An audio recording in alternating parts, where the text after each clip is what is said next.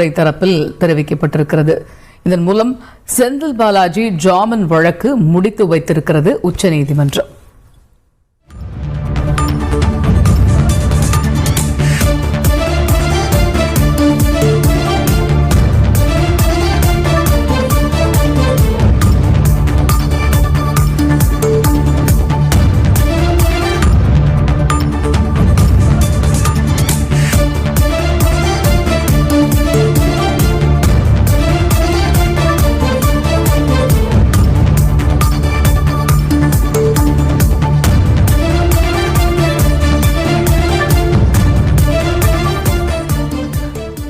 இது பற்றிய கூடுதல் விவரங்களை எமது செய்தியாளர் சதீஷ் முருகன் விவரிக்க கேட்போம். சதீஷ் முருகன், இப்ப செந்தில் பாலாஜி ஜாமீன் வழக்கு முடித்து வைத்திருக்கிறது உச்சநீதிமன்றம். இதனிடையே செந்தில் பாலாஜி தரப்பு அமலாக்கத்துறை தரப்பிலையும் காரசாரமான வாதங்கள் முன்வைக்கப்பட்டிருக்கிறது அப்படிங்கறத புரிந்து கொள்ள முடிகிறது.